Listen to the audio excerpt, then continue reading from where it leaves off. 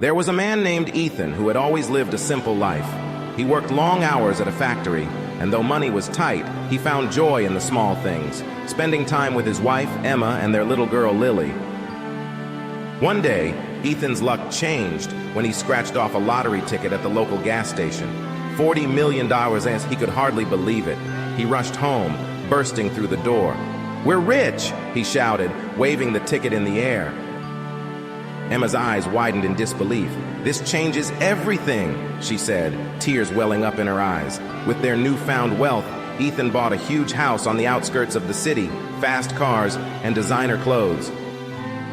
His old friends drifted away, and he began hanging out with a new crowd, people who thrived on wealth and luxury.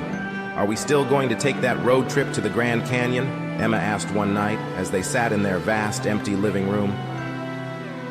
"Maybe later," Ethan replied, distracted by the plans he had made with his new friends. Months passed.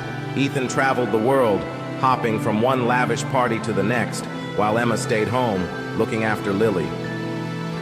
Every day, she called him, hoping they could reconnect, but the man she once knew was slipping away.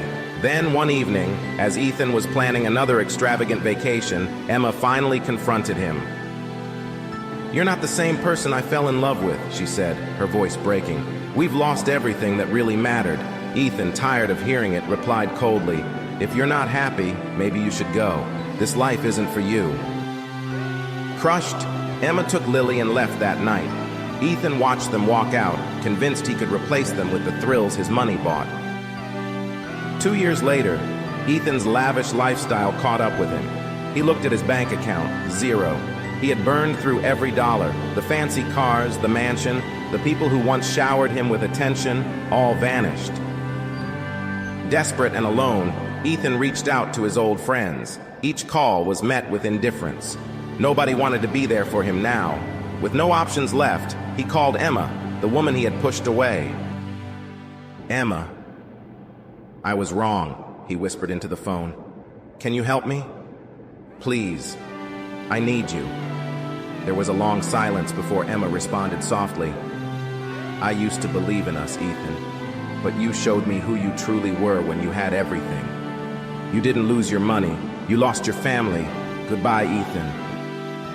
As the call ended, Ethan realized that the wealth he had once valued had stolen the most precious things in his life: his love, his family, his happiness.